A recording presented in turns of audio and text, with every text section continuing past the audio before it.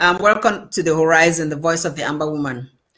So we're going to be talking about the federal draft, and I'm really thankful that you are here to tell the Ambazonian people, tell those who are on the home front, why this federal draft is so important. And if you want to react to that video that you just saw, feel free. But why is this federal draft so important now? And what is the federal draft?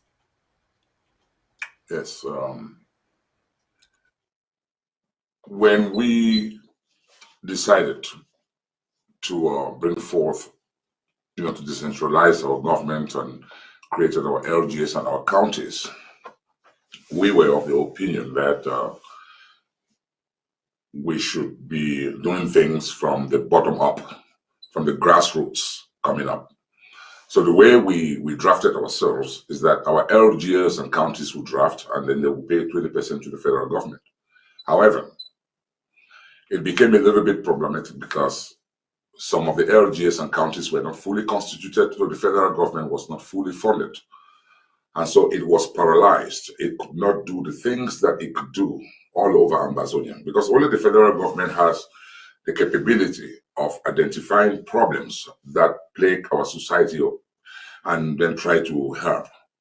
Because if an LGA is in distress, for instance, and or another county is in distress, it is very difficult to go tell another LGA to disburse money from its own coffers to help that LGA. Sometimes some do, but that is not their responsibility. It's just like for those of us who live in the United States, you have a state government, you have a local government, then you have the federal government. Most of the cities get their funding from property taxes, and the state also have their own state taxes that you pay. So if you own a house in the United States, when you pay your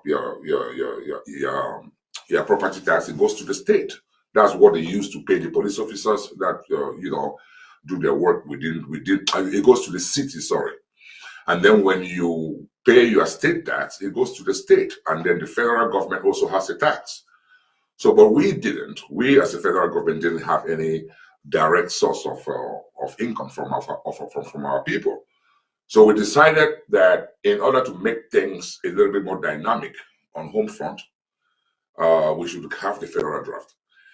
And it has always been the cry of our people to see the federal government do more. And I'm very happy to note that our people are calibrated to actually embrace this new phenomenon, this new thing that we are trying to do, because they know how beneficial it will be for Amazonia. Whenever there is a problem in any of the counties that are actually prosecuting this war and protecting themselves and their communities against these terrorist troops of the Republic of Cameroon, whenever they are in distress, they don't call the LGS, they call the federal government. So this draft is, I would say, very important to this revolution. It will give the federal government the impetus and the ability to actually come to the aid of those LGS who have the men and women strong enough to defend their community, but don't have enough people in the diaspora to contribute to their LGS or counties. So this is not about supporting one county or one LGA. It is about making things work all over Amazonia so our people can be protected. So I'm here today to encourage every Ambazonian to draft for the federal government. And this is not a draft for the executives of the counties or the federal government or the local government areas. It is the responsibility of every Ambazonian to draft $1,000. I know there has been a lot of different narratives out there, but I just want to clear things up. Every citizen of Amazonia is required or encouraged to draft $1,000. We drafted the Savannah zone last month, and tomorrow we are drafting the Midland zone. And then after that, next month, we will go to the Atlantic zone. After the Atlantic zone, which will take place in April, we are going to go back to the Savannah zone. So if you came to the Savannah zone, like I did, and I drafted my $1,000, I am fully drafted for the federal government. If I go to the Midland zone, even though I'm from the Midland, I'm not obligated to give anything. If I wanted to give $100 support, that is my prerogative, but I am not obligated to. But if you are fully drafted and you have a little more, just keep giving all the way, because we are drafting the federal government February, March, April, May, and June, and then we'll go and draft the counties July, August, and September, and then October, November, and December we are going back to the federal government. You see, it is regrettable that we didn't start in January. That was what we intended to do, to start in January. That way, all the 3 zones will have three drafts. But it's still going to work, because Savannah is going to be drafting. Savannah drafted last time. Midland is drafting. Then we go to Atlantic, and then we go back to Savannah, and then we go back to Midland. That's 5 months. And then October, we go back to Atlantic, and then we'll go back again to Savannah, and then we'll go to Midland. So next January, we draft Savannah. So we're just going to keep doing it that way. That way, there will be a steady flow of income into the federal coffers to be able to address all the problems that we face in Ambazonia. And this will lead to a better protection of our people. So that is what the draft is all about. So if Ambazonians are listening to me, I just want you to know that whenever you're in a position of leadership, and this goes to all the leaders in this revolution, when a concept is conceived, the leaders sit and they discuss that concept. When we come out with the final product, it is incumbent upon every person in leadership, to sell that one message to the people. Because it is really heartbreaking to see how some amongst us will go out there and start throwing out different narratives about this draft. It confuses our people. What I just told you is what it is. Because if you work in corporate America, and then you come to Ambazonia, and you behave differently from the way you behave within your own company that you work for, that means you are not for Ambazonia. Because in a company in the United States, when you sit in the meeting and there is a product that you are discussing, the CEO is there, the chief executive, the chief operations officer is there, the scrum masters are there, the project managers are there, the IT people are there. Everyone walks into that room as a leader of his team, just like you have secretaries of state. When you walk into that room, everyone has their own idea on what they want to see accomplished, on how they want it done. They sit there and they listen to everybody. But when the CEO decides that, hey, this particular plan that this person or that person has brought forth is what we should follow, they walk out of that room with a unified thought process. And their only responsibility is not to go out there and push their original individual agendas. It is to push the collective agenda of the leadership. So when you see a Secretary of State going out and giving false information to our people about this draft, it is wrong. For instance, when people go out and say Savannah draft was a failure, how was it a failure? How was it a failure? I am not going to be drafting in the Midland because I have already drafted my $1,000 for the federal government. Does that make me a bad Ambazonian? If I had more, I can just keep giving support for the next 7 months, but I'm completely drafted. So when you make sensational remarks saying that the Savannah Zone draft was a failure, it is wrong. Yes, we want cash. But when you tell people that we don't want any pledges, it is good. We don't want people to come and pledge money that they're not going to pay. But we also have to take note that when you come to the draft and you give $200, you still owe $800. So when you go to the Atlantic Zone, if you give $200 during the Savannah draft, you owe $800. If you come to the Midland Zone and you give another $200, you still owe $600. If you go to the Atlantic Zone and you give $200, it goes to the same coffers and you already paid $600. You still have about 5 more drafts to go to complete your $1,000. However, we need a good big down payment. And that is why we in leadership decided that those of us who are sitting in leadership positions should make sure that we draft our $1,000 right away. The reason being is that if we pay that $1,000 right away, the federal government will have a big down payment to actually implement the things that we want to do on home front. That's putting down a foundation. And then when the subsequent money start coming in from all the Amazonians who are contributing in bits, they're contributing the $1,000 in bits, that will be money to just make things work better. But we need everybody, we are encouraging people to draft the $1,000 right away so that we have enough money to start doing things all over. So that is my pep talk, not just to ordinary Amazonians, but I'm also talking to the leadership, those who sit in leadership positions. Please don't go out there and give conflicting information to our people. Just because you see, grandstanding is not good. And one other thing I'm going to say here. Can you guys hear me? Hearing an echo. Yes, I think it was Pastor Commando. Yeah, okay. Go ahead. One other thing I'm going to say is that when you come up with an idea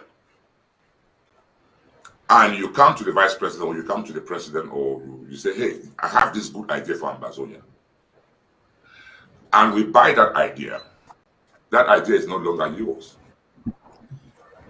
Don't go out there and call it your thing.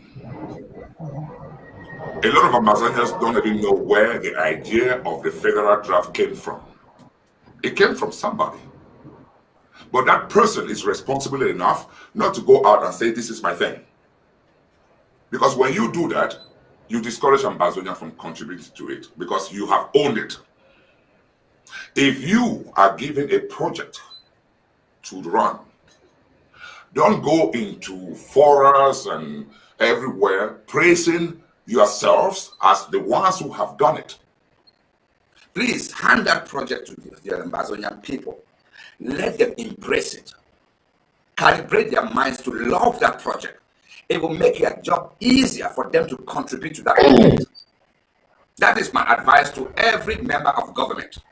That when you go out and you hawk a program and you go around telling people, oh, this is my thing, I did this, I did that. That is not the way administration works.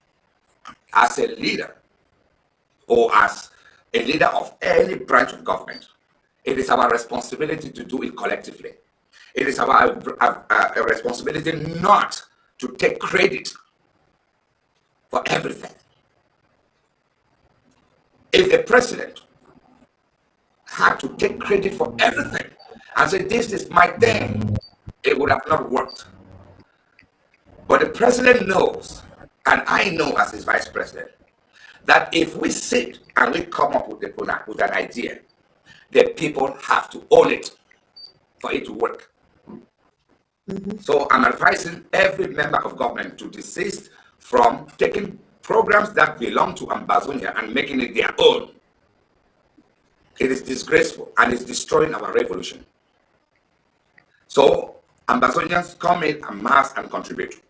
And when you contribute in the Midlands, the money doesn't go to the Midlands, it goes to the federal government. So whatever narrative is out there is wrong. And to say, oh, you know what? The people of the Savannah zone did not do well. They did not come out and contribute. Yes, I encourage them to come out and pay their money. But please don't bash them. You know why? Because this revolution stands today because of the Savannah zone. Mezam has money. Momo has money. Where are they fighting? Mm-hmm. If the people of the Savannah zone decide today to drop their weapons, will the Momo people go and fight? Their own county is in disarray. So you do not insult those who are actually bearing the burden of this revolution and carrying the flag. So we should know how we talk. You may have the money, but you don't have the people. So you cannot go out there and say, hey, you know what? We have to be careful. We don't want our money to go to the Savannah zone. If you don't have people to fight, why should your money not go to sponsor those who can fight in other counties? Absolutely. Let's stop it. Let's stop. Thank you, Mr. Thank you. Thank you so much, Mr. VP. I just wanted to clarify one thing, because I know what the answer is, but I just wanted to clarify in case somebody out there is listening. If you're drafting the federal draft, and we know that we're going to be rotating, going from month to month, and taking different regions or different zones. is somebody drafting once a year? Because you said that we're going to go back to Savannah, we're going to go back to mainland. So if we go back, is anybody that is drafting, are they drafting just one time for 1 year? And if they have extra money, they can do so? Or are they going to draft twice or three Okay. times 1 year? The responsibility of every Ambazonian is to draft the federal government $1,000 and to draft the county $1,000. Okay, I'm from the Santa LGA.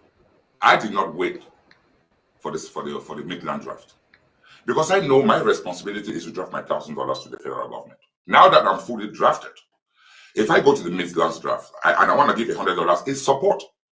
I'm just sending support, more support.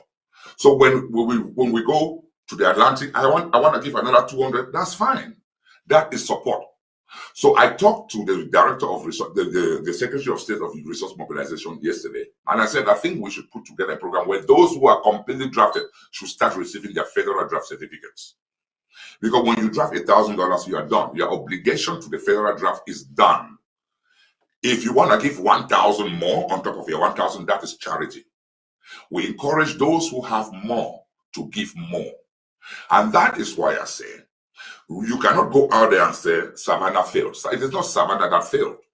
Because the people of Savannah had a meeting with the president and we encourage them to keep contributing towards their draft. There are people within the Savannah zone who have already paid about $300 for their draft. We encourage them to do more so that when they come to the Midland draft, they can also give another $300 if they so choose. And then they would have drafted $600. If they go to the Atlantic zone and they give $400, they are complete. They are completely drafted. Going forward then, during the federal drafts, they are only coming in with support. 25, 50, 100, that is their choice. So let people really understand what it is. Your draft for the federal government is $100. You can decide and say, I'm gonna split it. I'm gonna split it into 5. I can give 200 during when the Savannah is hosting, 200 during Midlands, 200 during Atlantic, and then when we go back to Savannah, you give another 200. You will go back to Midland, you give another 200. You are done.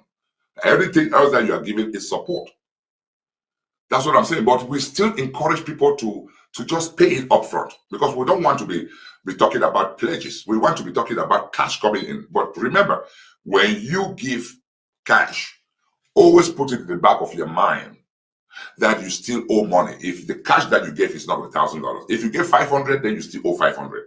We ask everybody to endeavor to just give cash because this year we are not going to do things like we did before. We are going to be announcing the cash received. But we also have to make people understand, to really let people understand that when you don't pay your complete $1,000, know that it is still your responsibility to keep paying until you get to $1,000. And after you get to $1,000, we are also pleading that if you have a little more, please do. Just keep giving if you have it. So my patients, I know you are fully drafted.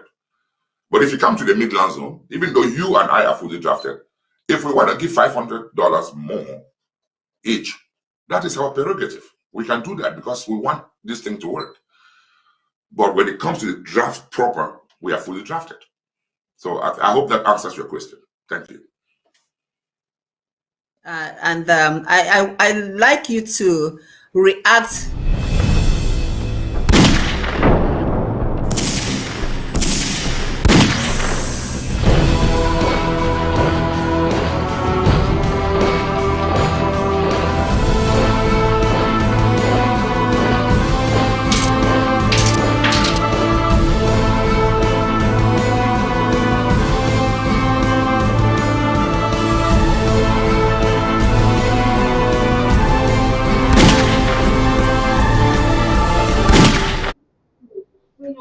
Good evening, fellow Amazonians, ladies and gentlemen.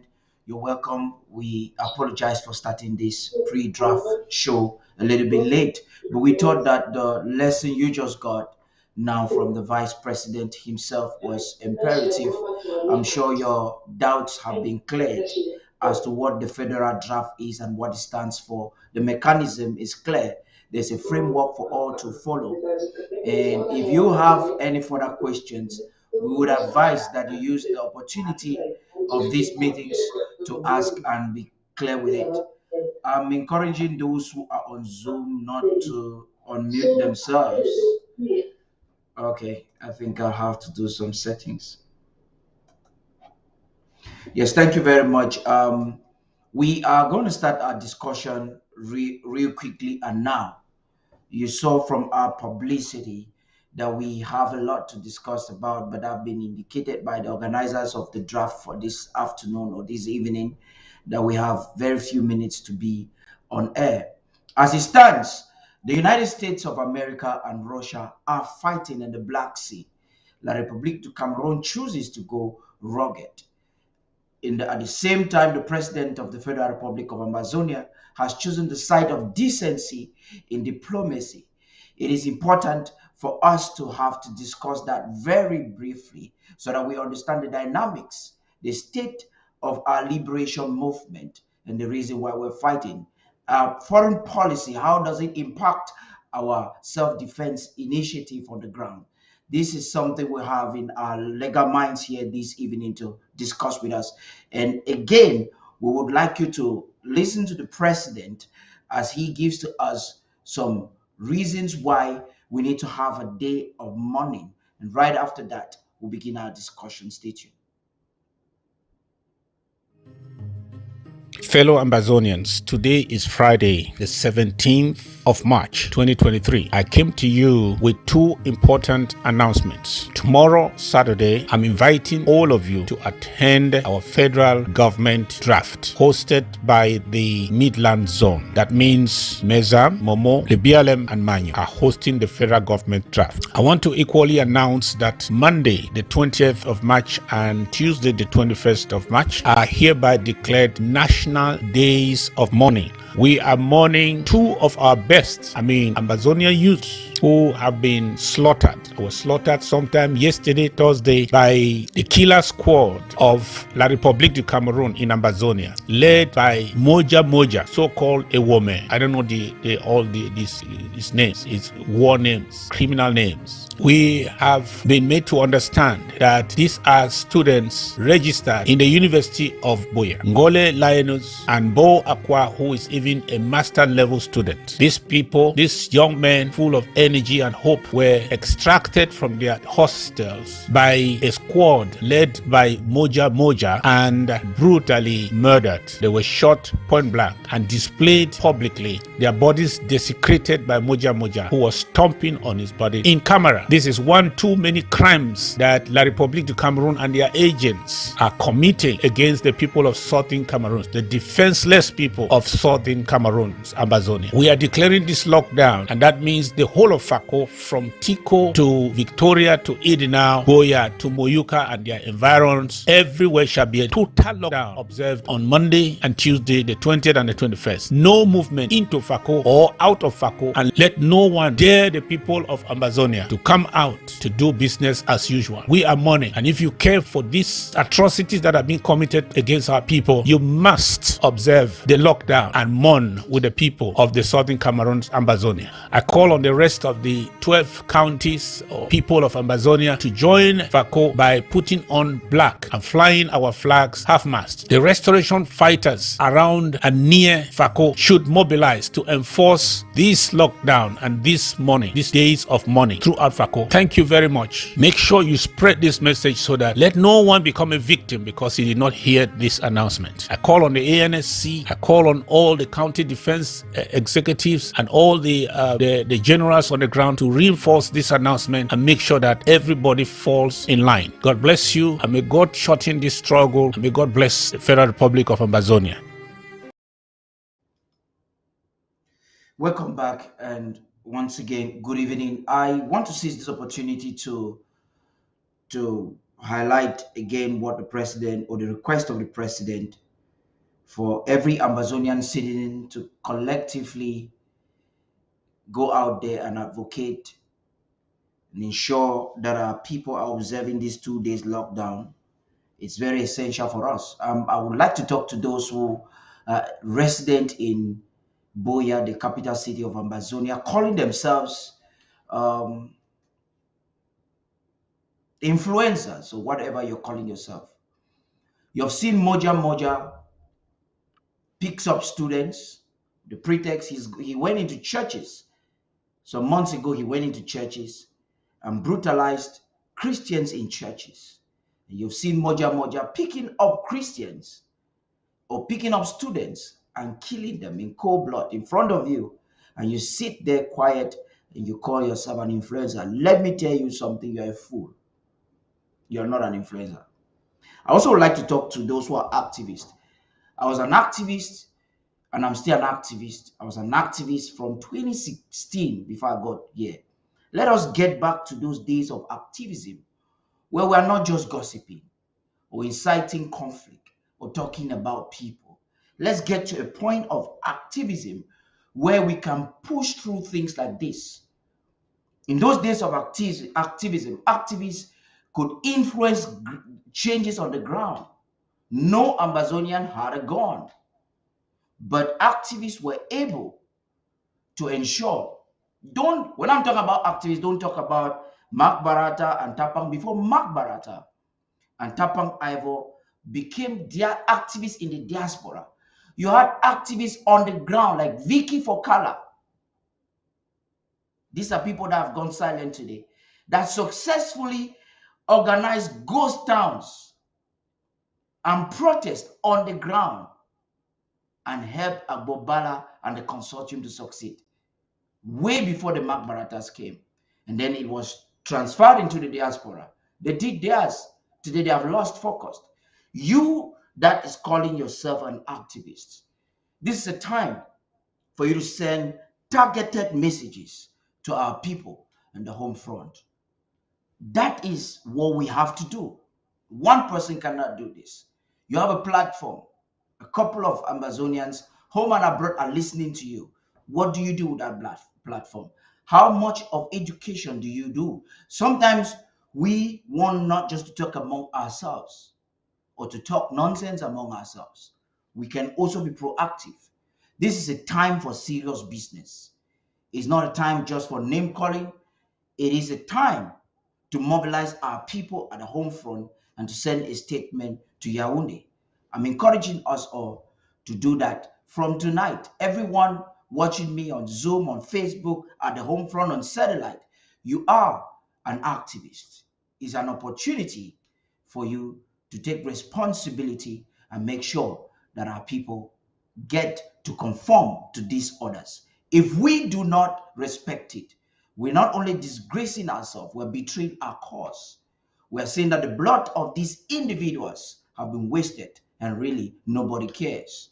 Now, why do we come to draft if we are unable to do this simple act of boycotting La République du Cameroon organized activities in our homeland and respecting the interim government lockdown in honor of two innocent souls? These are youths who had a bright future in front of them. Think about it. If it was your brother, are you waiting to act when it is your direct brother or sister or mother or father? No, you don't want that to happen. And the only way you can stop it is to take action now. Enough of the noise. This is a time for action. I want to bring in Barrister Fru, Barrister Team, for us to start our discussion. Gentlemen, you're welcome. Thank you, Paddy. Good evening, Barrister. Thank you, Joe.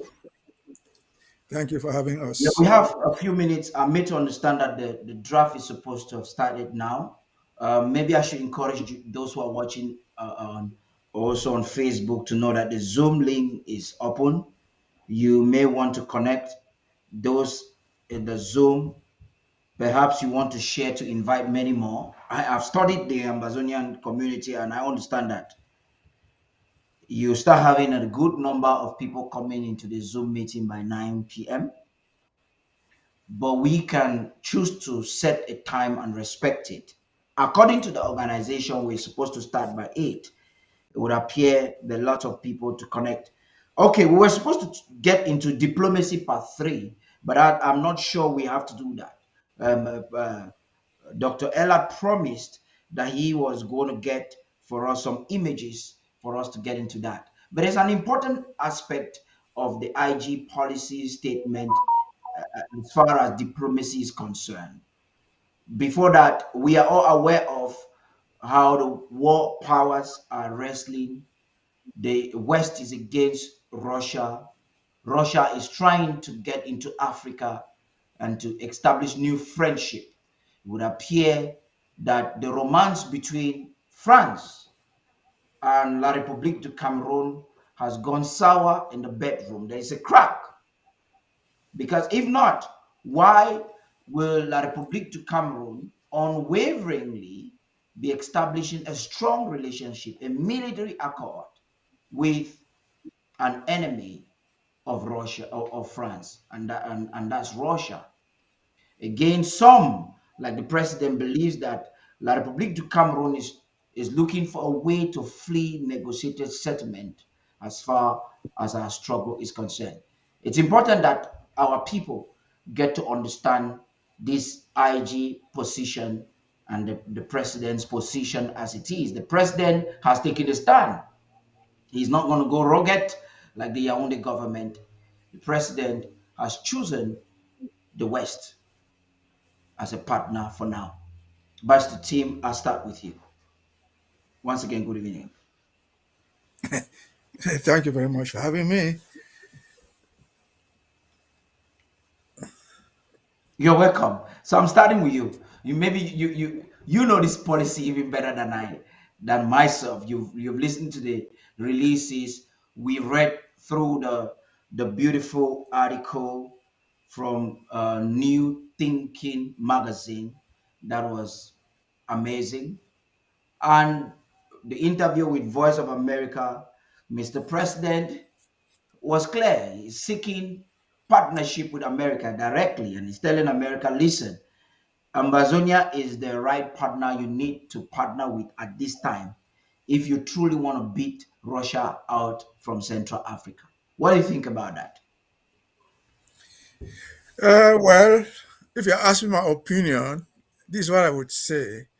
You see, diplomacy, as you said, is not necessarily decent. Diplomacy is strategic. And you see what is going on in Cameroon, particularly about Guinea. There's a lot to read into it. But we must be very, very cautious of what we say and do. Mhm. Sometimes I feel personally that we're picking up fights that are not ours. Mhm. France has been in Cameroon forever, militarily, democratic, demo, demo, demo,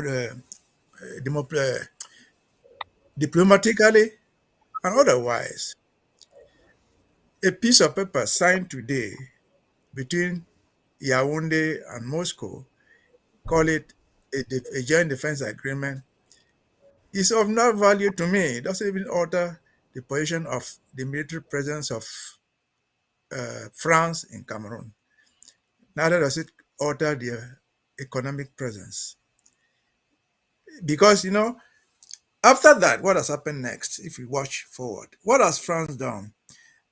In the French embassy in Yaoundé, they have a powerful military presence. You know the importance they attach to a country militarily by the quality of the person they send, the qualification of the person they sent in their military attaché. I'm sure there's a general there to show how important that place is to them. But they've gone further, not just with the military attaché of the embassy. They have now appointed a military ambassador to tell you that, well, this is not a place where you joke with.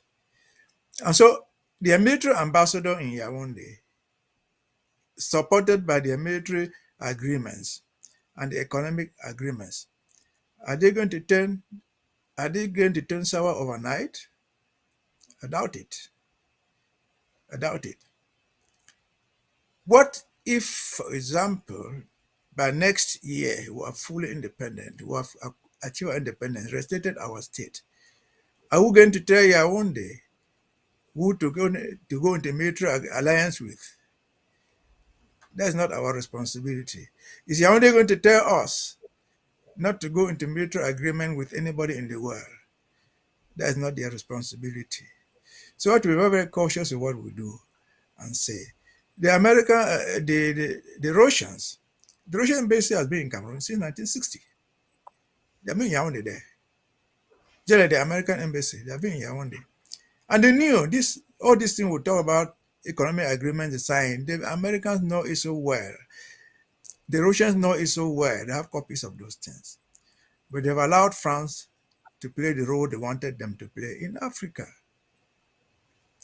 What has the Americans done, the Russians done, when French governments, different governments from 1960, orchestrated coup d'etats, kill leaders? Take just Chad, for example. Put the people of their own choice. The Americans watched it. They knew that they were doing this. The Russians watched it. They knew that they were doing this. They didn't stop them. And so at that time, as someone would say, politics is a game of interests. They realized that France was serving their interests. They let it do what they want, to explore Africa the way they want. What did the Russians do when Guinea-Conakry kicked out France? Did the Americans come to replace it? No, they just kept quiet.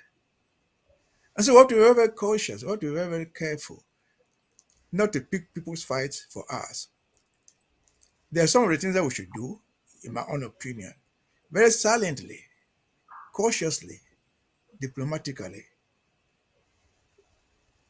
We're not going to pick the French fight. Today, given what is going on around the world, you see, who are the greatest supporters of the Americans vis-a-vis Ukraine? It's France. It's France. France has been going to Russia. France has been giving equipment. That's their game of interest.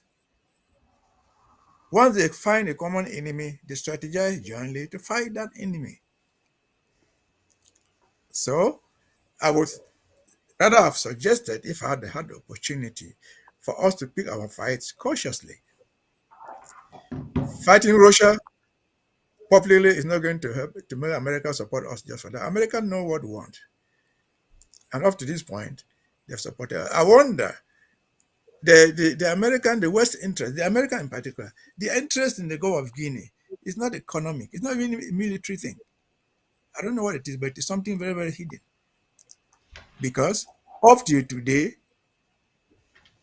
in the past 60 years since independence, we have not found the US establish any military bases in the Gulf of Guinea. They have not created one. No, and the little we know is that. Let me learn. When Boko Haram came in, you're going to learn. Let's have it. Let me finish this point. Not establish a military base, but they've created a military relationship. They've given military donation. They have been training the Cameroonian army for quite a while until Donald Trump thought that it was wise to withdraw it because of allegations that the government is misusing the America's military aid. So that's a military relationship that must have an objective. That's what I was trying to. I was just trying to land there. I was trying to say that. On the other hand, we've seen how the Americans involve themselves militarily and very, very strategically. And I was trying to bring that point. When Boko Haram surfaced in Nigeria, the American government under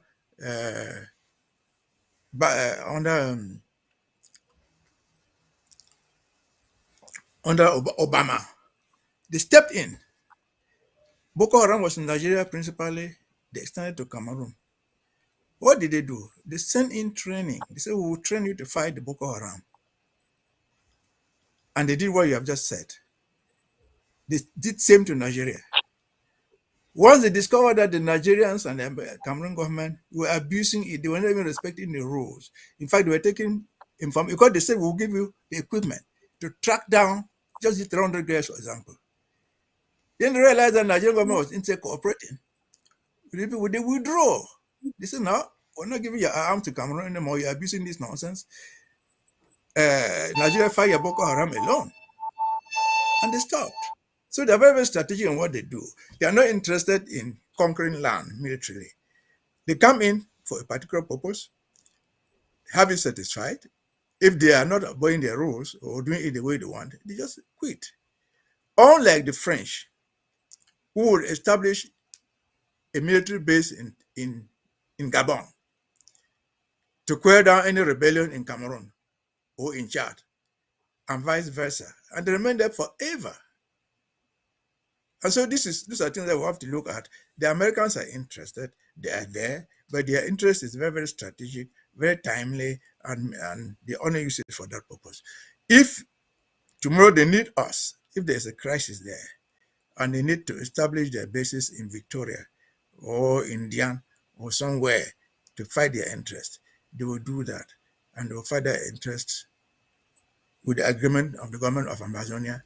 And if it's done, they move out. I don't think the Americans have so many military bases around the world. No. They are not like Korea. So that's my caution. No, But no, we're very I think your caution has been taken. Yeah, you're gonna react, Barrister Fru. Let me make a comment there. According to you, perhaps we should not take a side. From what unless I'm mistaken, but I wouldn't mind to be corrected. You are saying that La République du Cameroon actually enforcing military ties with Russia is not strategic, and therefore Ambazonia should not necessarily take a side. Do you think that Ambazonia taking a side to be with the United States of America is a fight against France? You're going to answer that, but maybe Barrister Fru wants to react to whatever you said. Yes, Paddy, thank you very much. This whole world is divided into two major groups: the West and the East. The West represented by the United States and the East by Russia. Russia is known for being an autocratic state. Even during the days of United USSR, and the Americans promote democracy around the world. It's not for nothing that America does not have bases in Africa. They do have bases in Africa, not not physical bases. For example, Paddy, the Gulf of Guinea, the AFRICOM, the African Command, is right there in the Gulf of Guinea, with planes on top of it and with missiles pointed and watching the whole world. This is what some of us don't know. Number two, France is our enemy. And it's not only our enemy, it's an enemy to the African nations,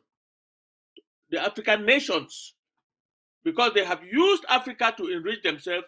They did not they claim that they decolonized us, but it was neocolonialism, and they have been exploiting African countries.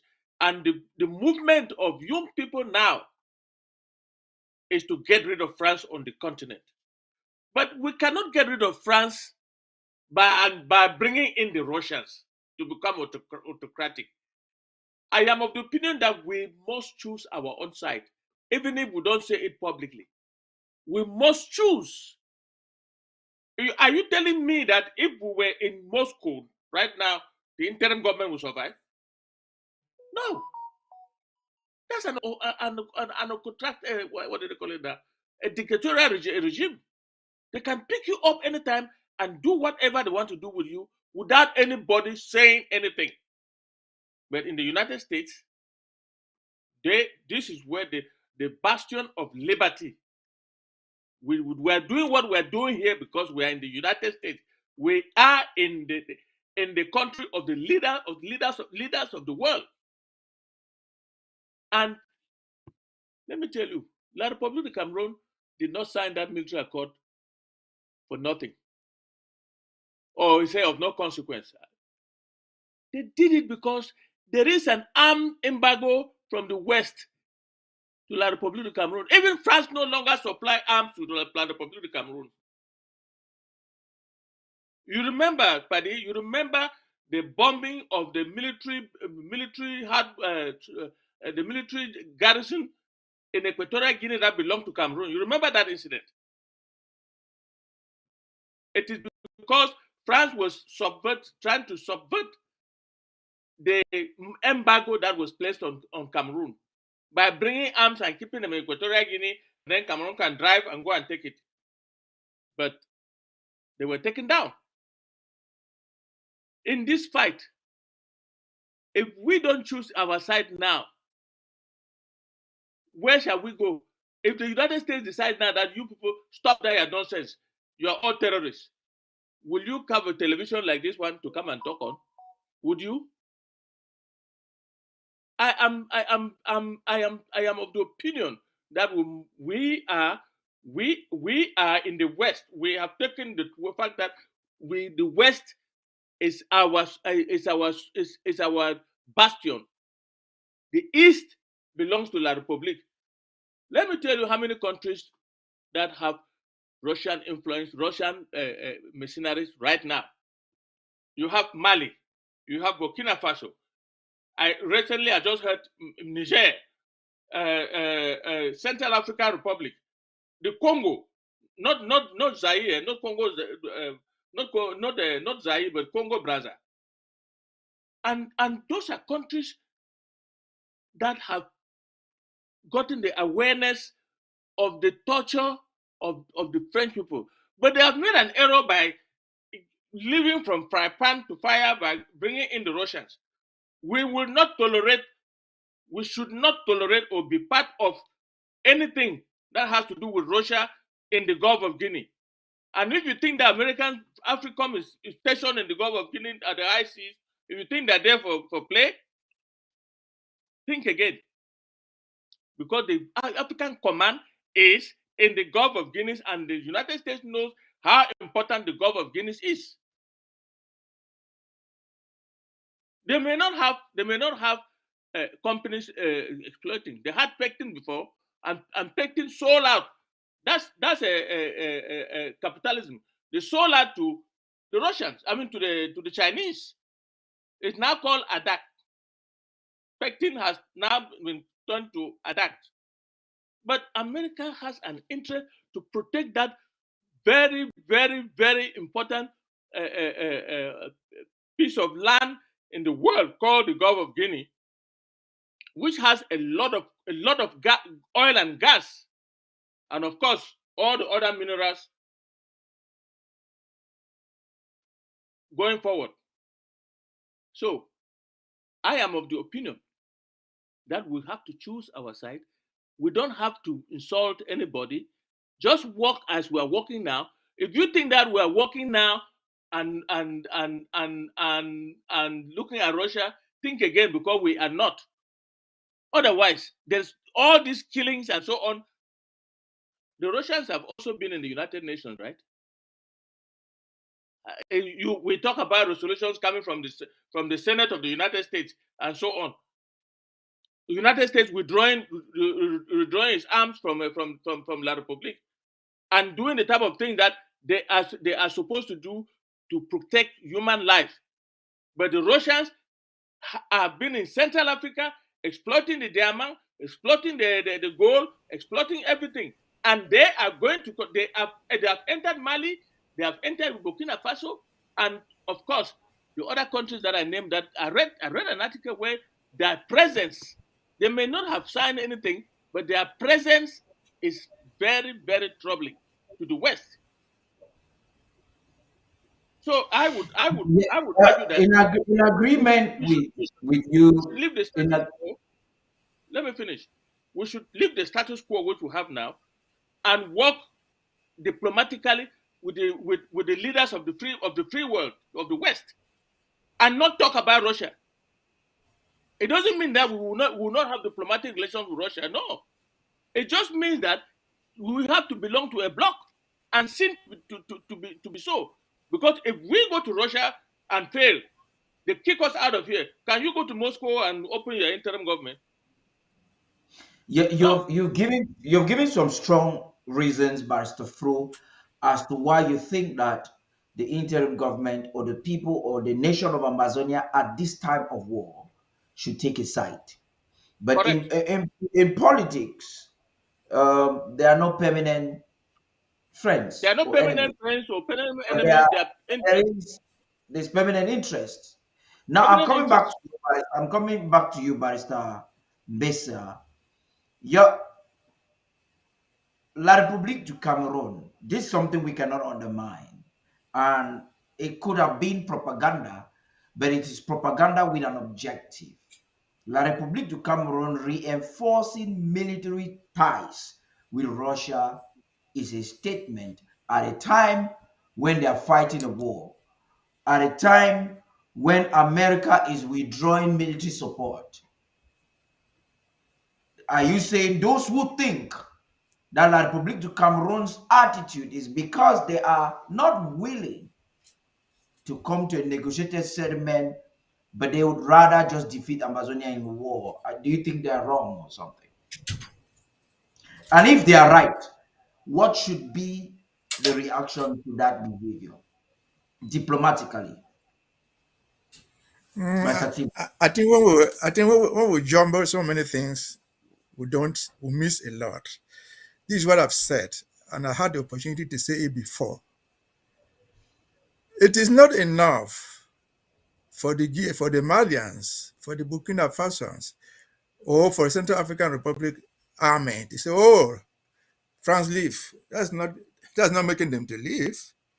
You must see that as something very important. But I've said it here before. It requires more than that. And when I was in the Côte d'Ivoire, I made this remark to many of them. They were complaining about France agreement and so on. I said, but people have been independent for more than 50 years.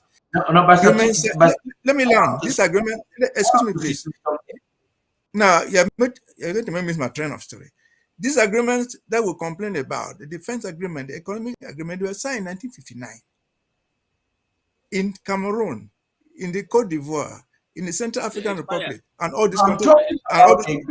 The current reinforcement of La République and Russia military alliance. That's a Listen to me now. You're not letting me. You're trying to let me talk your own. It had expired. If you allow me to make my own point, they just renewed it. It has not. Well, whether it has expired or not, you have just said the correct. It has been renewed. They renewed it. Why have they to renew these things? Let me finish, my brother. Let me make my own point. For 50 years, these parliaments of these junk countries have been renewing the expired agreements. It's not enough to say just get out of here. They have not gotten out because those agreements are still valid. And back to what Barazan said, you have the AFCOM. AFCOM stands for African Command. AFRICOM. Yes, AFRICOM stands for African Command. It has been there for a number of years, while Africa has been boiling.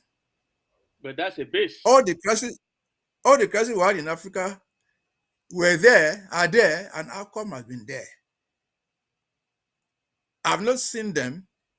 I didn't see AFCOM, for example, go to prevent France from killing the president of Chad and putting his son there. They simply kept quiet. But that's not my point. My point is this. I have not said that we should not make friends with East or West or that. I'm not sure that the support we get as IG from the American government was based on the condition that, well, you must go and drive away our enemies. We didn't get right there.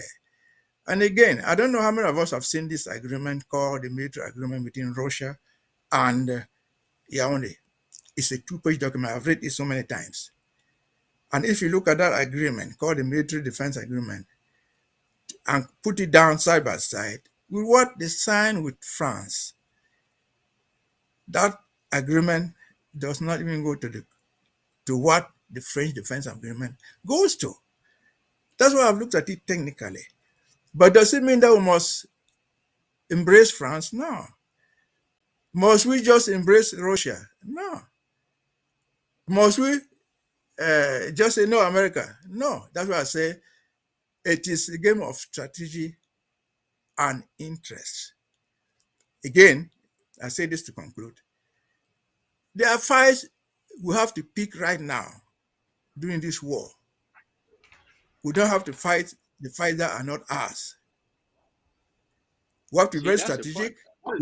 What we do publicly and what we do privately. As you said, diplomacy, in fact, there's no permanent enemy, no permanent friends. Your friend is where your interest is.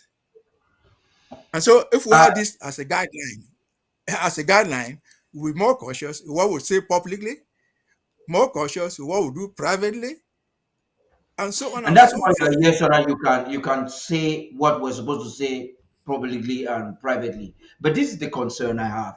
I wish Barrister Ghana was here. I had a discussion with him, and he feels that we can take a public stand against France. We cannot pretend that France does not have a public stand against Amazonia. Macron has been interviewed, was in fact ambushed at the airport, and he made a statement that was porous. Paddy, just Now, give me a second, please. I think let me finish. you're taking it out of the But topic. as We were a not team, discussing France. but as We a were team, not I want discussing France. We were discussing Russia. You but as a cannot team, talk let me, alone now. you were the one that brought France, so I want to bring the France issue. Number two, Macron said on television, on record, that he has instructed Camto to be released. That simply means he has instructed Sisiko not to be released. That is a legal statement, and I can defend this in court. You're So correct. that this is a stand against Amazonia. Why should Camto be released and why should Sisiko not be released? So France has taken a stand against Amazonia, unless we are misjudging it. And Amazonia has a right, even though they're fighting a war, to take a stand against France. Now, the war between France, Russia, Cameroon is not our business, but it's an interest in Amazonia because La République du Cameroon needs military weaponry against Amazonia. And they are signing a partnership with Russia. So what should Amazonia do vis-a-vis that partnership is the concern that every Amazonian watching now would like us to answer. Pastor Free, carry out. Like I said before, there are no permanent enemies or permanent friends, but there can be permanent interests. Let me tell you, our president, our head of state, has made a public pronouncement on BOA that America and Britain should get involved so that the Russians cannot enter the Gulf of Guinea. That is it. And we have taken a stand publicly on VOA. We cannot be seen here on this television taking a different stand and talking about we should be careful, we should be with caution. If you tread with caution and you pull the rock under your feet where you are, can you go to the other side? No. The point I'm trying to make, Paddy, is that you cannot drive away the French, who up to now are our enemies because they had financed that war against us. They had given arms against us, even though they are no longer giving, because there's an arms embargo, international arms embargo on Cameroon. Cameroon is buying arms only from China right now. And it's very expensive because they could have gotten it from the Russians cheaper. They signed that agreement with two reasons. One, to be able to get arms to fight us. And two, to make sure that when France leaves, somebody like the Russians should replace them for strategic reasons. And if you look at the French popularity on the continent, it is very, very low. And that worries the West. Of course, America is in the West. Do you think America should just fold its arms and us will play neutrality, and then tomorrow morning you hear that the Wagner group, which is now in Central Africa, has crossed into Cameroon and taken over, and they are fighting Amazonians? How do you think the Americans will react if that happens? We need to give them all the tools they need, all the information they need, and we need to we are in a strategic position to defend the Gulf of Guinea, and we're asking the West, the United States and Great Britain and others to come to our aid. If France is stupid enough to continue to make derogatory statements across the African continent, like I heard Macron making the statement against the president of Congo Democratic, that would be dangerous for us in Africa. This world is divided into two. You must belong to one or the other. But I would argue that we cannot leave the French, who have suppressed us over the years, and go to Russia. It is like going from fry pan to fire. The Russians from history, they have colonized people where they come in only to explore where they can explore. Go and see what the Wagner group is doing in Central Africa. They dig the diamonds, they dig the gold, and they want to take as much as they can. And when they finish, they will take off because they are not colonizers. I'm not saying that America should come and colonize us, because America too is not a colonizer.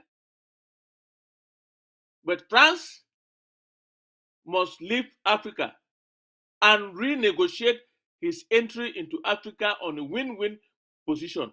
No more accord de cooperation on any African country.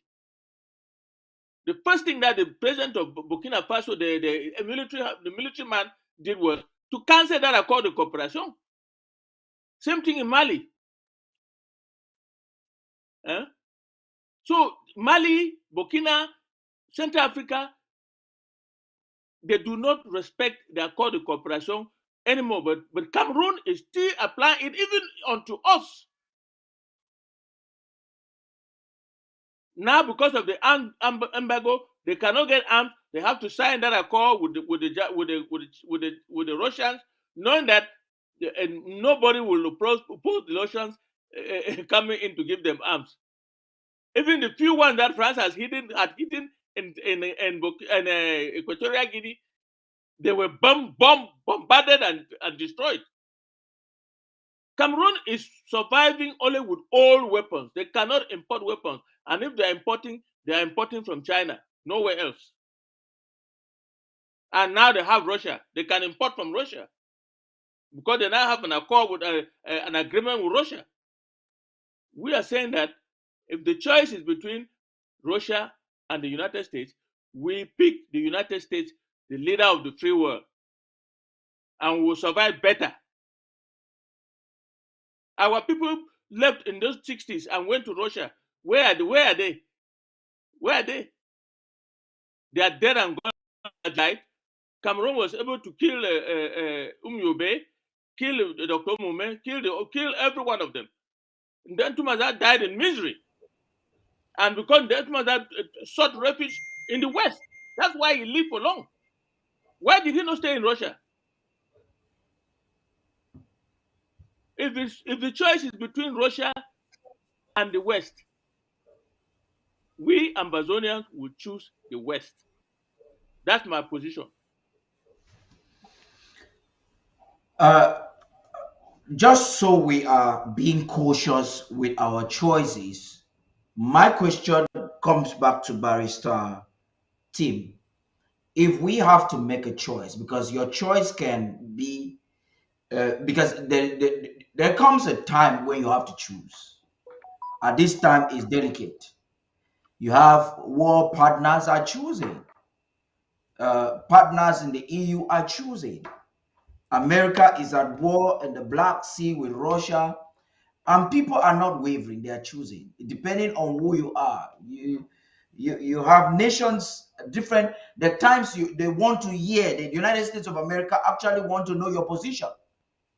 so that they can work with you in one way or another. Ambazonia is at a critical time, but Mbesa. We are fighting a war. That We are position has been given by the head of unrecognized. state. We are unrecognized. We are seeking for partners. If we have to choose, either directly or indirectly, right now, what will be your caution between the West and East? And the Russians. Well, I think I've said it before. We will bring too many things together. I don't even know where to go. The argument we started was the Russian Cameroon Military military accord. agreement. Now, Cameroon Russian military accord. I did not anywhere say that we should go to France. If Mr. So wants to think that we can liberate I Africa didn't say from that. France, I didn't say we should go let to me France. say that. France is our Well, enemy. but you were making That's a point. what I didn't say anything. I didn't say anything when you were talking. Let me listen to my own point. If you think that we can liberate Africa from France as Ambazonians, that's your opinion. I don't buy that, but that's your opinion. But this is my I didn't point. say that. I did not say that. You said France I was is an noting enemy. that we want to You liberate take Africa, France France will out. liberate Africa, but that's not the issue. Well, it is not a personal quarrel between you and me. Let me make my own point. When you make your point, I said nothing. When you make your point, I listened. So if you listen to me, maybe you will give a better response.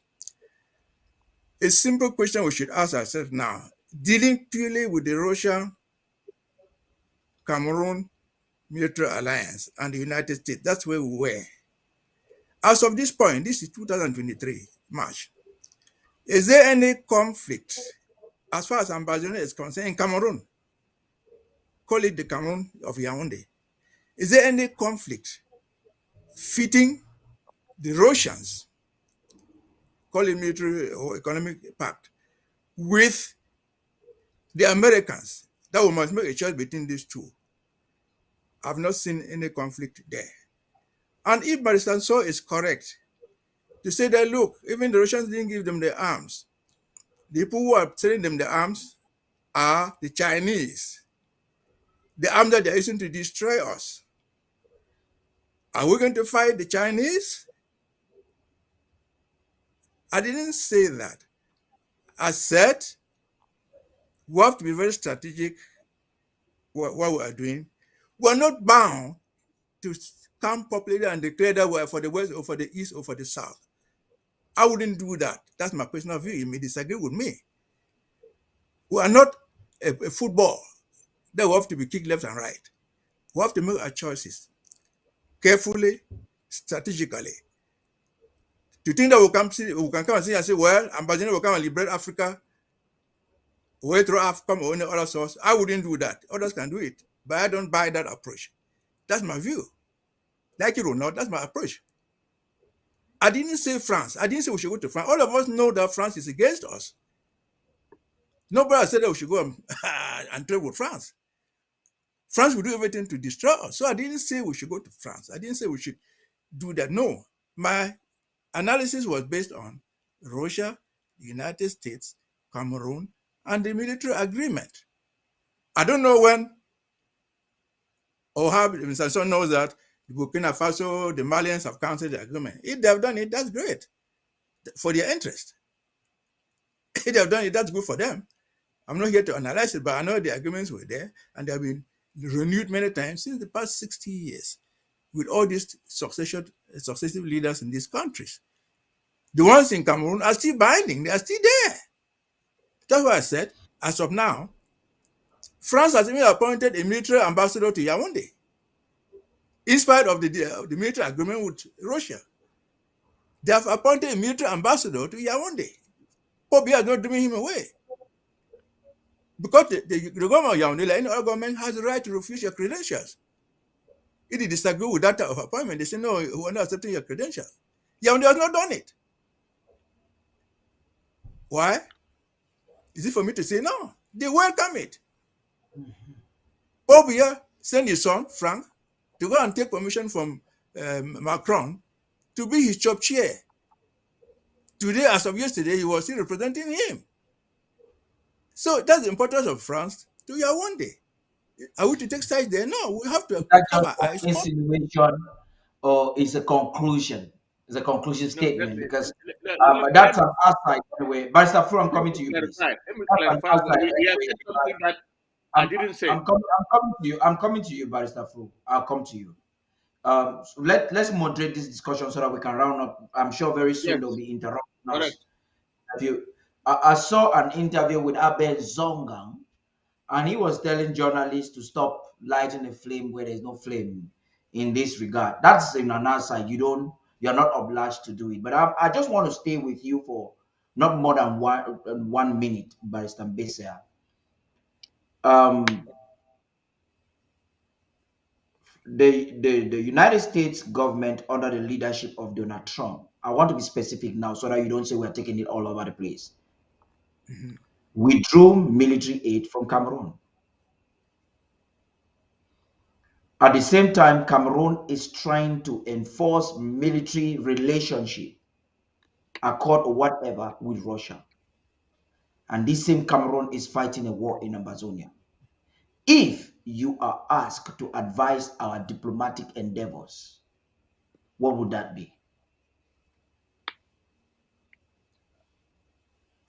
Are you asking I me? don't need to advise Ambazonian. The Ambazonian government, the present IG that we have all the privilege advantages with Washington DC.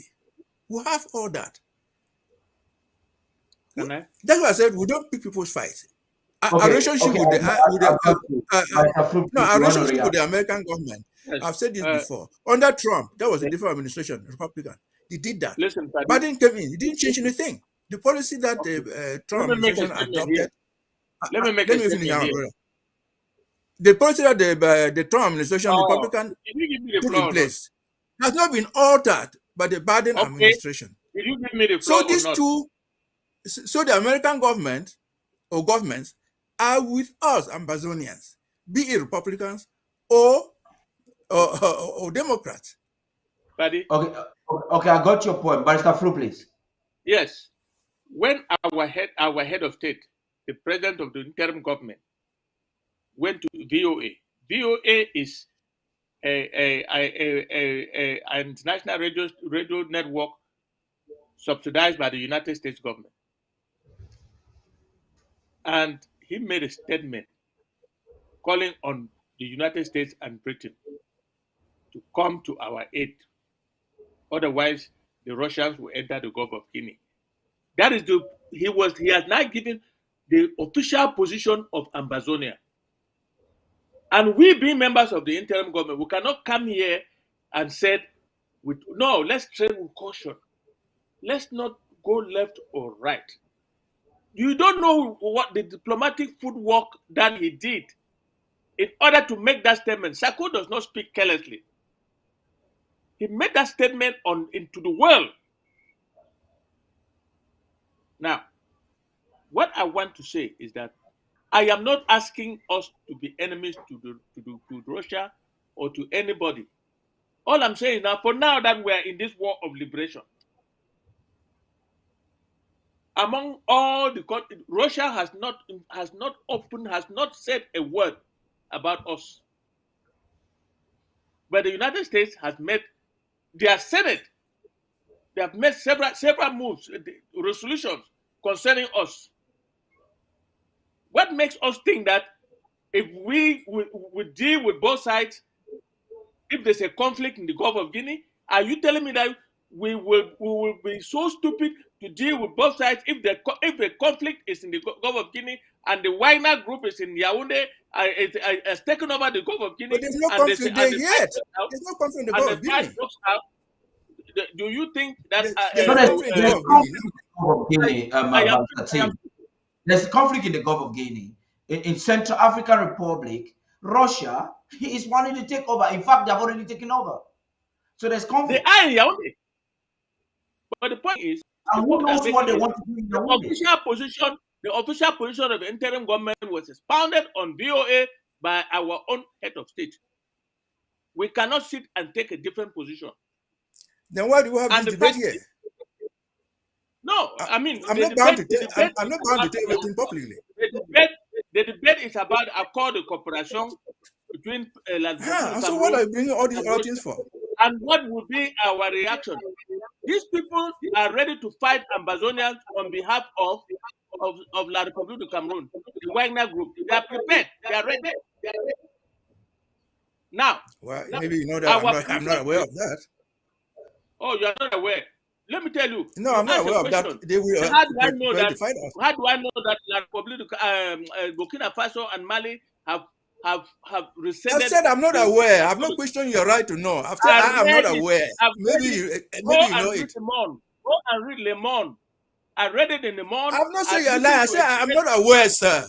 I said I'm not aware. Okay, this is the common ground here. The point is, if Russia as a power monger is trying to make friends to get some fuel for themselves so that they can sustainably fight the West, and La République du Cameroon is showing open hands to them, there are very high chances that Russia may want to help them in the ongoing war so that they can at least have a friend. In diplomacy, people are seeking to make friends.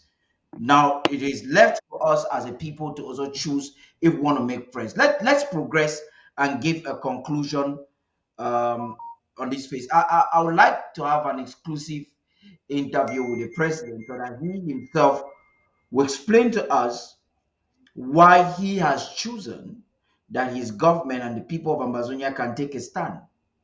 Because we all heard his interview and he took a stand. Then Diplomatically, Amazonians you will not get that stand. Amazonians are pleased with that stand. And there are some who think that we can be moderate, like Barrister Mbesa is suggesting. But I read an article about a week ago. Perhaps if I can locate it or to quote it word verbatim, and this is what this writer said.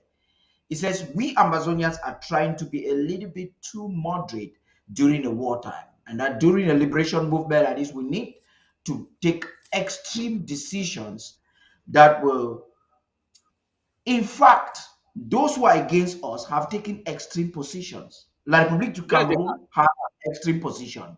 France has actually taken an extreme position against us.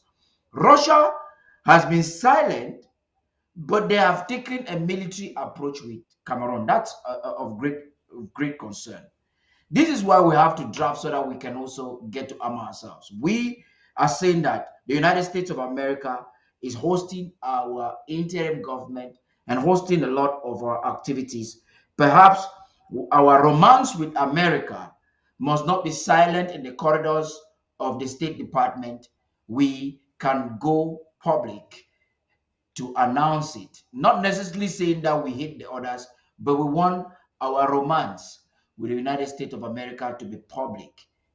Is that not pleasing enough with you, Barrister Tim? Let's briefly conclude on that and discuss the. I've never refused romancing with people. I have said the American governments, not government, the American governments are our best friends. I will be using them. I've not said anything wrong with that. And Mr. Okay. Ansel, please, there are things I don't know. If you know them, you don't put them into my head.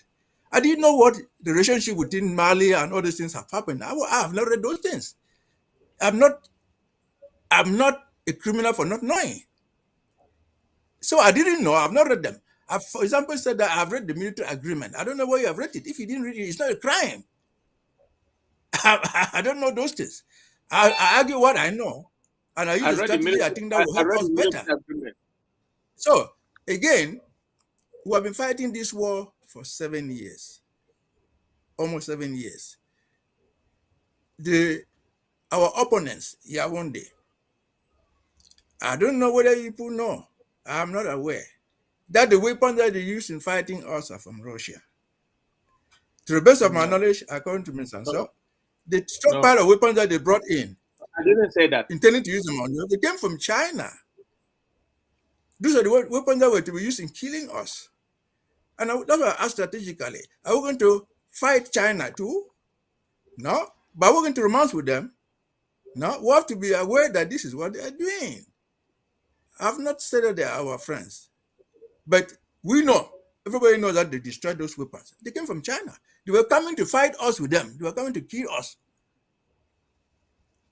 And then, luckily, good luck, the things got destroyed. If they had not gotten destroyed, they would have been everywhere. They would have been in Kotunja, they would have been in Dok, they would have been in Momo killing us.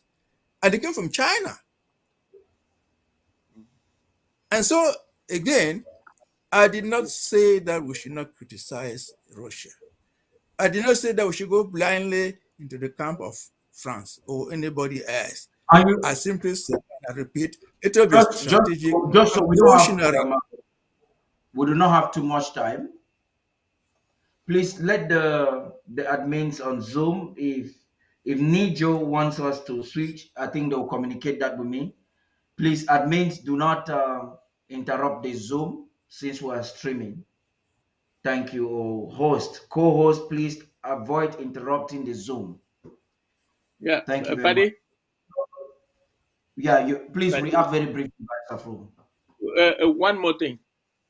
Look, we cannot replace France with Russia under no circumstances. But we can kick out France and replace France with the United States, if that is possible. We don't even need to kick out France from La République du Cameroon, because France has nothing to do with us. They are going through La République du Cameroon and exploiting us. They are trying to apply their Accord de Cooperation on us.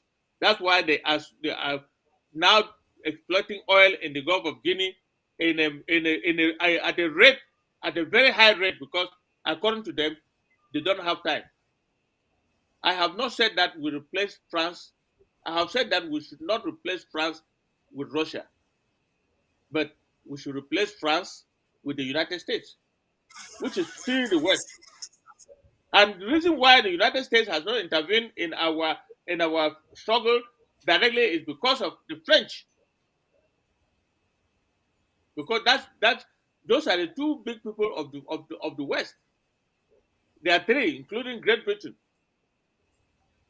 So, to make a long story short, I read the accord, military accord with the Russians. I read it, and I've also read how Mali walked out of accord of cooperation that is signed at independence with France. Burkina Faso has also walked out of that accord of cooperation. I read it in Le Monde. What I'm trying to say is that is not even our topic. Our topic is how to handle Russia and the Gulf of Guinea and the United States and the Gulf of Guinea. And I think that is the crux of the debate. And I'm saying that we don't necessarily have to get involved in Russian politics or insult the Russians or do anything against them, but we must be seen to align with the leader of the free world, so that we can come out of this quagmire. The United States has never colonized any part of the world except that the resettled slaves in Liberia. Russia has not colonized anybody in Africa, but they are known to be autocratic. They are known for their own interests and nobody's interest, and their regimes are known to destabilize other regimes. I am not happy that the Russians are in Mali.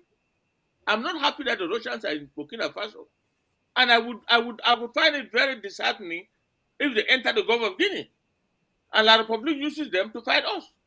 That's exactly my point. And before they do that, we should let the United States know that we are with them, and that they should help us send back this so-called Wagner group, the mercenaries, Russian mercenaries, official Russian mercenaries operating in Central Africa, which is just next door. And I've also read that they came to Yaoundé, that they came and they were living at the Tudi. Behind the presidency, there's a big quarter they call it Tudi.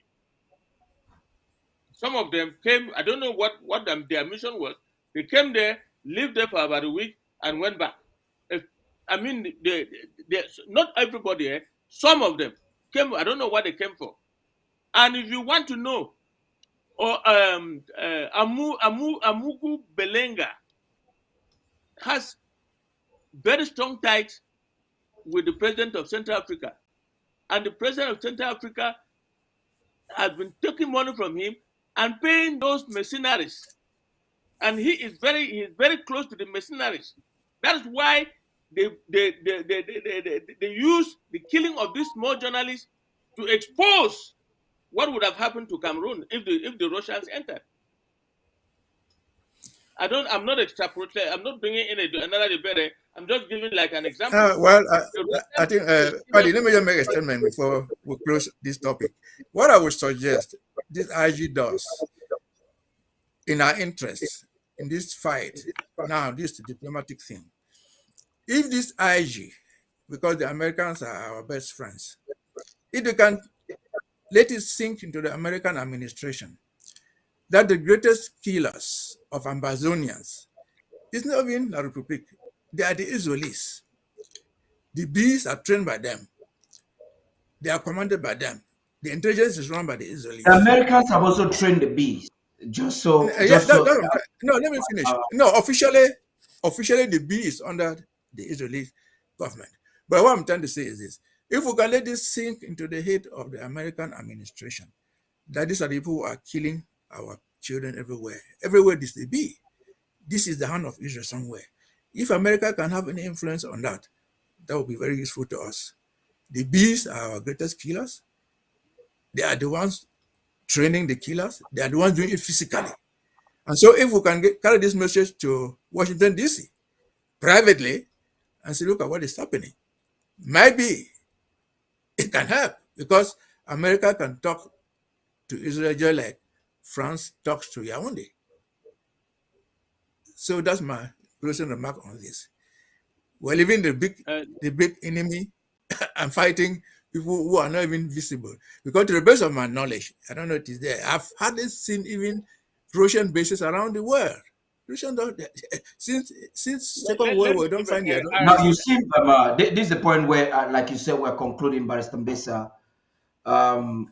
You seem to take. Sagana is there. Yes, I've seen him, and I just brought him on screen. You seem to take the Russian Cameroon military alliance very lightly from your statements. Perhaps you do not seem to notice. I do. You're taking it. Okay, I'm happy you have agreed, and that is worrying. That is worrisome to some who feel that we need to take it with caution. Barrister Ghana, you're welcome. I think the floor is all yours. I don't need to introduce you. So Thank you for at least coming. 1 minute. No, let Barrister Ghana speak, and I think you can make a contribution much later, Barrister Fruit, kindly. We don't have time. They're indicating for us to stop any time from now. So let's try to moderate the time we have. Sorry for interrupting you, Barrister Fru. On the question of the bees and them training the Cameroon army, I would not say they are being trained by the Israeli government. I would say they are being trained by contractors from Israel, and there's a whole cartel of interests that are helping to spur on La Republique, finance them, train them. It's not. I think about 18 months ago, there was a report that came out that there was a senior officer from the British Army who was also one of the key people training the bees in Cameroon. I think his name was published, and the British government and the British embassy even protested against the name of that officer being out there, and it was published by a British newspaper, and there were protests about his name being out there because it could put him in danger.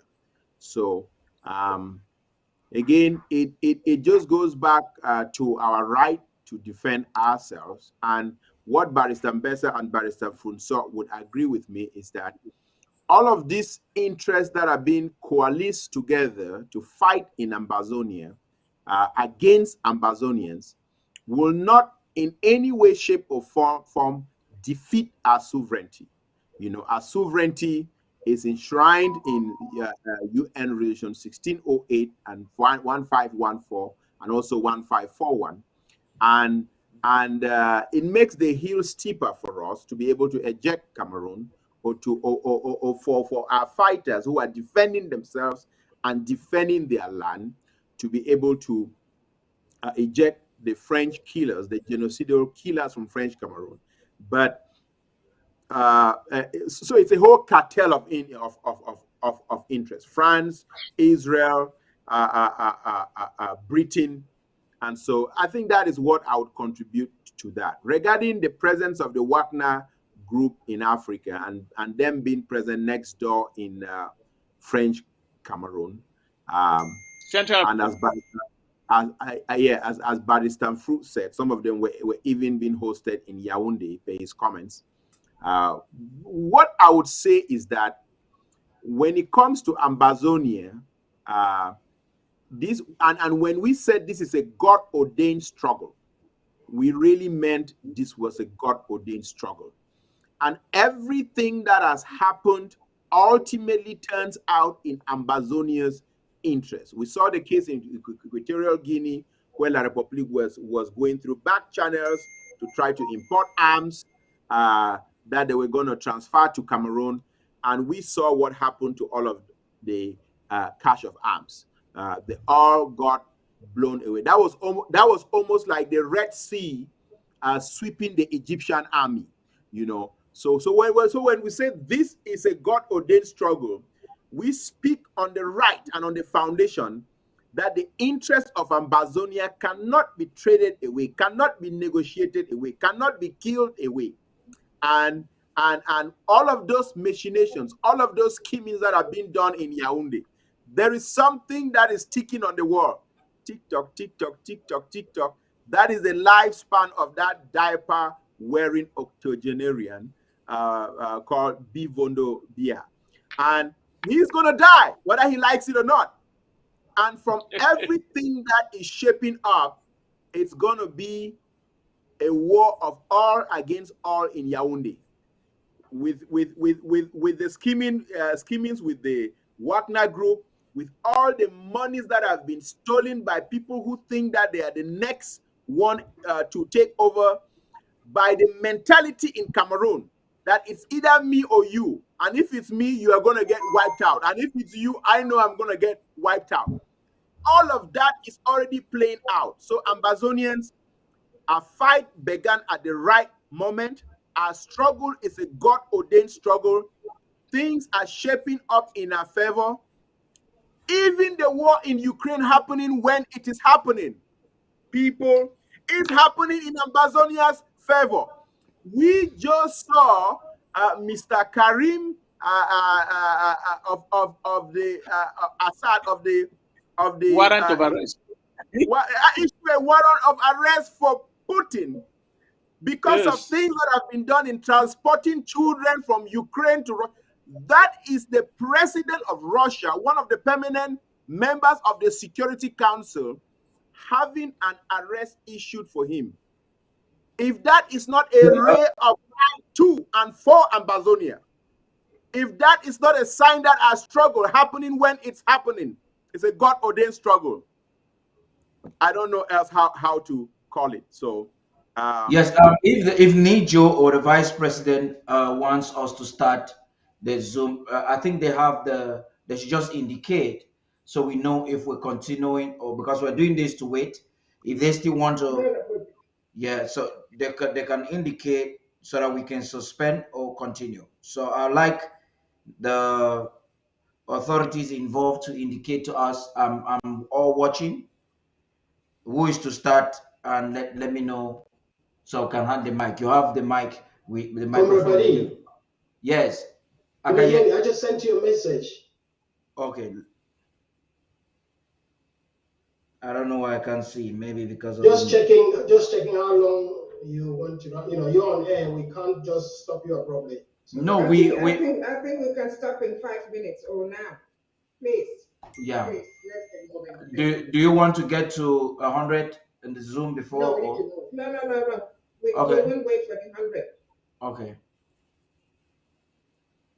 So just say your goodbyes now. No, it's okay. We it's part of the draft. Okay. Barrister Ghana, please. You may want to conclude on this. You heard Uh, um the president's interview. Maybe you want to put some emotion of support in that regard. Well, there is something that our people have massively understated. Not all of our people, but a majority of our people, or a preponderant majority of them that are being led by very, very rotten shepherds. You know, I should not use that word shepherd, because shepherd is something that guides the sheep in the right direction.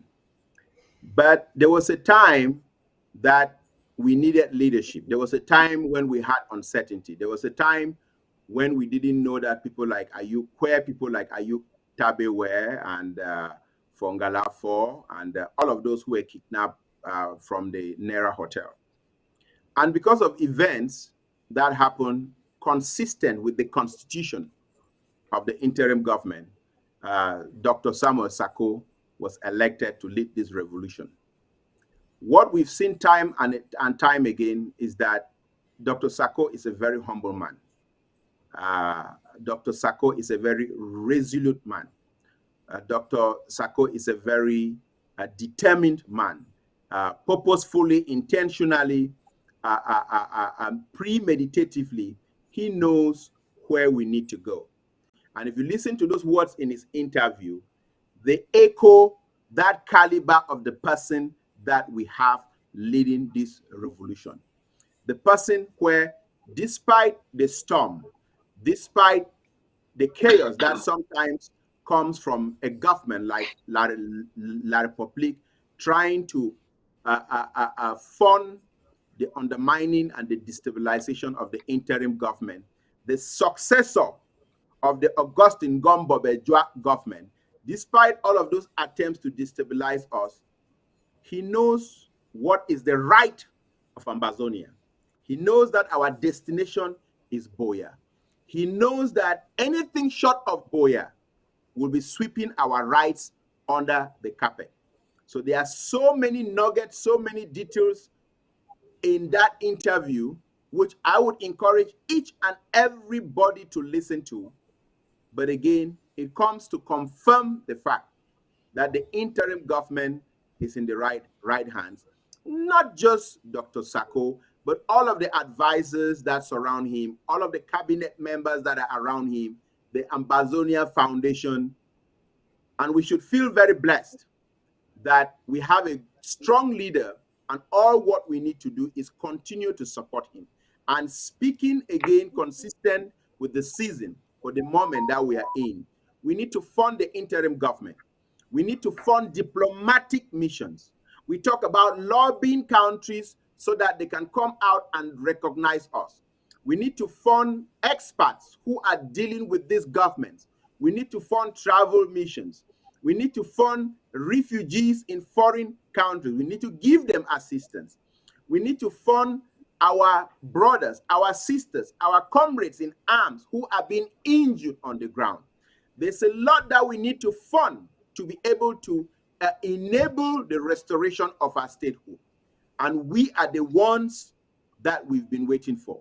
The diaspora of Israel is very involved in the raising of funds, the lobbying. We know what AIPAC does in the United States in terms of funding and supporting Israel.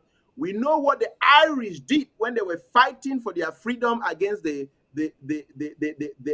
onslaught from England. We are the ones who we've been waiting for. And we Ambazonians are a nation abroad that have been called to support our people, to help defend our people from the genocidal killings by La République du Cameroon. So in this season of draft, in this day where the Midland is drafting to support our interim government, to fuel our quest on that journey to Boya, let's dig down in our pockets, in all our LGAs, in all our counties out there, not just counties and LGAs in the Midland, but all across Ambazonia. Let's speak with a loud voice to say, we didn't start this war, but we are going to finish it. And we have the knowledge, we have the intelligence, we have the tools, and yes, we will demonstrate that we have the resources to keep the battleship going towards freeing Ambazonia. Thank you, Comrade Paddy. Yes, thank you very much. I'm just receiving indication from the organizers in the Zoom telling me to get that I should encourage those who are watching us, those who are on the Zoom, to try to get it to at least 90 or 100 before the commander-in-chief comes up. So by that, we have a few more minutes. I'm just reading messages here now. I want to encourage us to Barrister Fro and Barrister Team to kindly give you more time to speak. I also noticed that Dr. Elad is in the back. I'm trying to get him connected. Let's use this last minute judiciously and talk a little bit more. It's unfortunate we'll not be talking about the part 3 of diplomacy during wartime with Dr. Elad, but we promise to get that part to you. So let's talk a little bit more about the draft. Gentlemen, you want to speak interchangeably. Let me try to get Dr. Yes, Elad on. let me take this opportunity, Paddy. Let me take this opportunity to send my condolence to the population in Boya.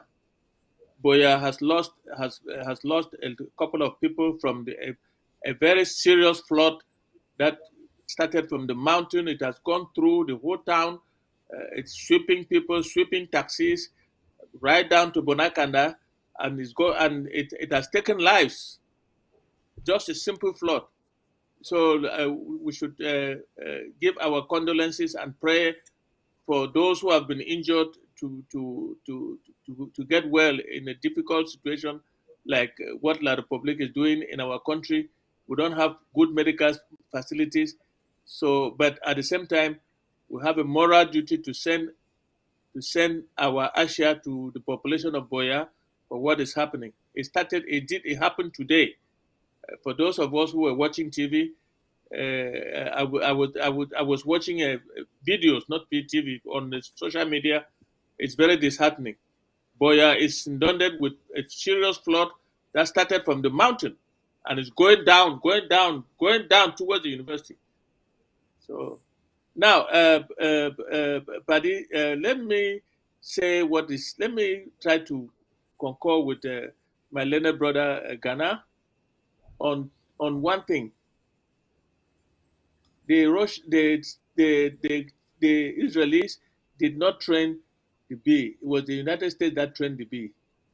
The Israelis were contracted private people of Israelis who are retired from very sensitive posts like their secret service were called upon to come and manage and command the bee. And the bee now is on one side supporting Gongo, who is the leader of the Nangai Boko group, and the Wagner group, and Central Africa, and a private militia belonging to Amugu Belenga are on the other side. So you see, Cameroon is hemmed in the middle with these two groups who are fighting to succeed there. And we should pray that they should fight and fight so that they will reduce the military pressure on us, and we can set into motion our freedom. Having said that, I like to make my point very clear. I will not replace. I'm not a proponent of replacing France with Russia. I will kick out France and replace France with any country in the West, especially the United States. That's what I'm saying. If we have to, because if they come and with side contracts of win-win, then we will take them in. Nobody. They say we don't have permanent enemies, but we have interests that are defined by the relations that we have with each country. But for me to sit here and encourage the Russians mercenaries to take over Cameroon, and then they think that the Gulf of Guinea will be free. It is a pipe. It is a dream, because the United States will not sit back and watch the Russians enter Cameroon. Not to talk of Ambazonia, the Gulf of Guinea. There's a statement that Barrister Ghana would always say. He's consulted with me on that at the background. Fortunately, I caught you here today, so I'll bring it live and you will explain in depth as we welcome Barrister Elat. Barrister Ghana would always say this. It says Russia in Ukraine, France in Amazonia. What's the difference? That's quite intriguing. No difference. Correct. That's quite intriguing. Barrister Elad, Dr. Elad, you're welcome. Please, you want to start with that? Then I hope Barrister Ghana will be able to crown it up all, because as the numbers are going up, anytime you see in Zoom we hit a certain mark, we automatically just leave the stage. That's the order I have. So I'm observing as we're talking. I'm observing the Zoom. Dr. Elad, please. Yeah, thank you so much, Director Paddy, and greetings to the panelists. I'm glad to be again, and a very huge salute to our defenders. I always call them defenders on the ground, home front. And just what I have followed up Barrister Ghana all through, and it's very great listening to him again after a long time. Barrister So was just talking about a flood in Boya, which I concur with you very much that we should send our condolences to those back there who lost their life, and especially if they are our people and some good people of even La Republic, because there are some good ones there and not the genocidal who are living in our land. For those who don't know FACO very well and what we call a pasamoto, the so-called Moja Moja who did that is rubbish, thinking he will be safe or free. There is what we call living up that mountain a pasamoto. Correct. In those days when we were children, we knew that there's one side stone, one side human. But it's real. And it has been watching this revolution. I'm not joking. Think about it, that 2 days ago, this thing happened and the mountain vomited that flood that came down Boya. It's just to tell the people who are joking. Barrister Ghana Mede, I was following up. He said this is a God-ordained revolution. And citing on the act of Karim, the ICC prosecutor sending a warrant of arrest for a Security Council member, Vladimir Putin. Those are signs for those who are staying behind, thinking that this revolution is something that would just end like that. It's a joke. That our ancestors and the people of Amazonia, the indigenous people of Amazonia, knows that we want our freedom, and they will do everything.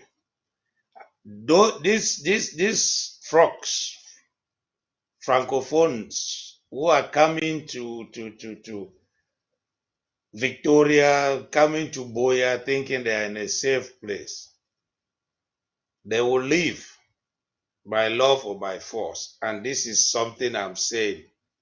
That flood is a sign to tell them that we have watched you people. They have called you people on the table to negotiate and end this peacefully. You people don't want to go. We have given you time to think, reflect, and leave. You don't want to leave. We will send you out. I've made a statement here, and I said it to a lot of international community. which we have been meeting, that they were doubting that I am optimistic that La Republique will come to that table. And this is the beginning.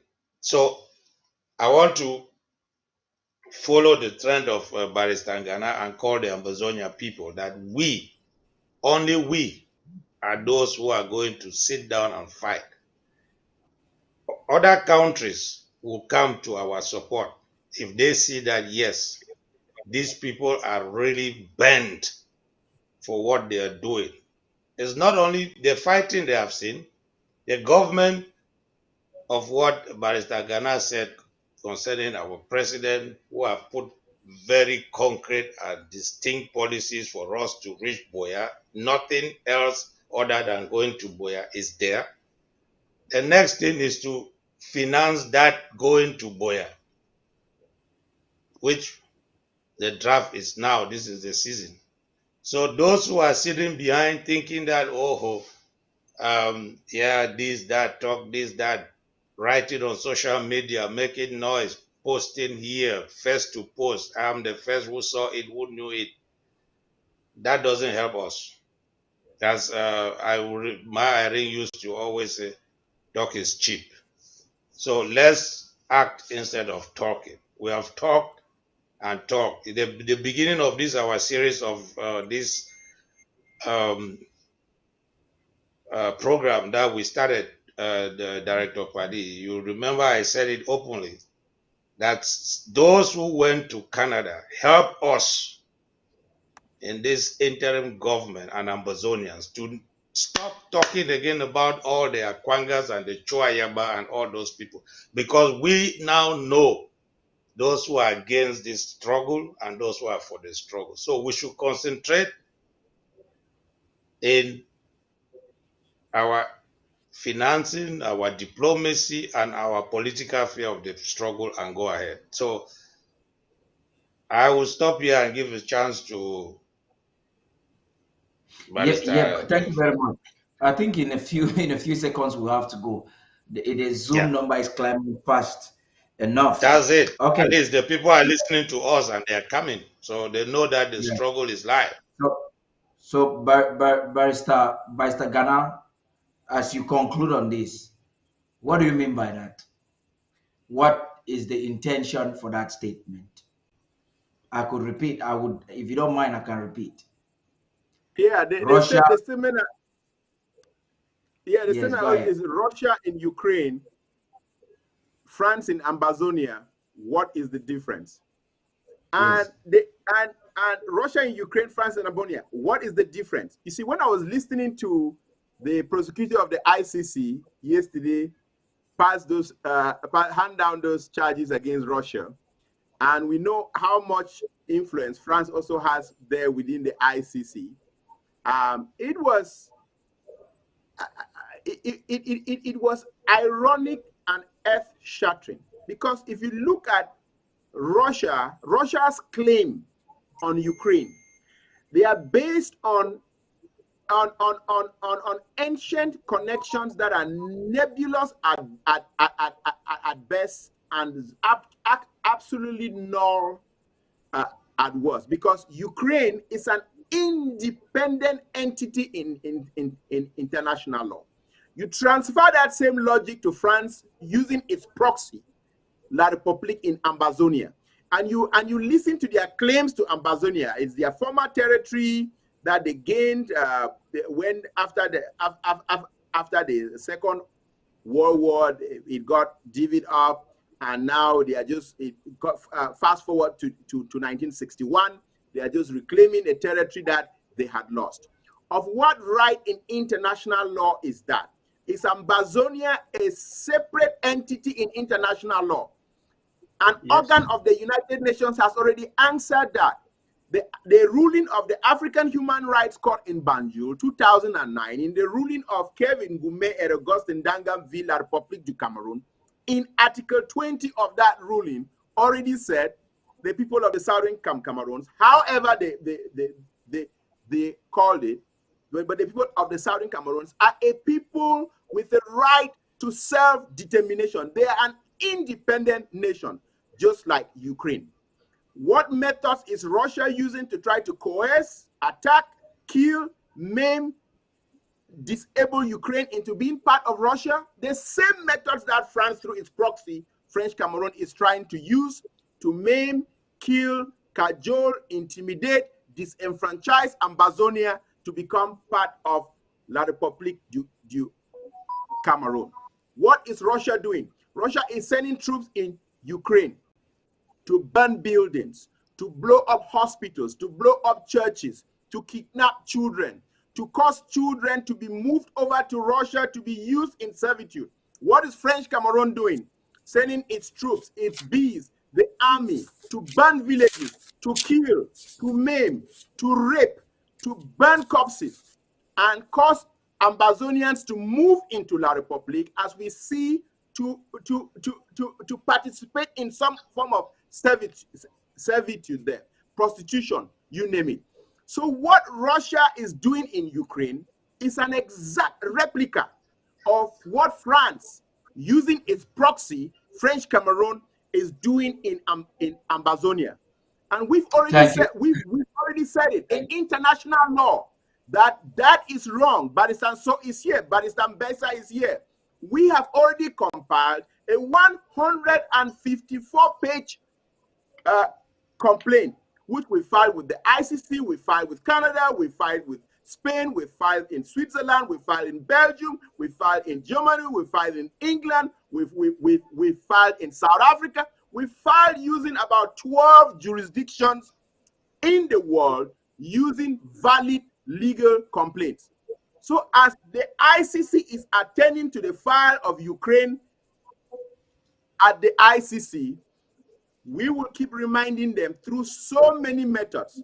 Some of those which Baristan Fru and Baristan Bessia and I are already contemplating behind the scenes, which I will not divulge now, to say what is good for the goose is great for the gander. What is great for Ukraine is great for Ambazonia. That Ukraine is an independent entity in international law. Ambazonia, likewise, is an independent entity in international law, just like Namibia was. If it applied to Namibia, and it did apply to Eritrea, and it's applying to Ukraine, and it applied to East Timor, and it applied to Croatia.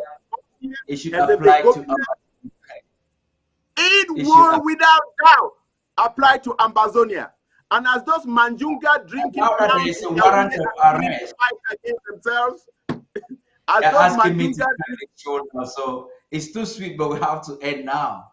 The fact is, there's a warrant of arrest. One last comment, one brief comment. I just want to thank Baristan Besa and Baristan Funso for always being here. You see, when Baristan Funso was traveling to Cameroon about 2 years ago, and he had that security breach, 4 years ago. 4 years ago. 4 years ago. COVID made time go so fast.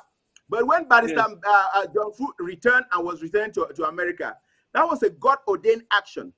Because you see these two gentlemen here, you see these two learned barristers, Baristan Besa.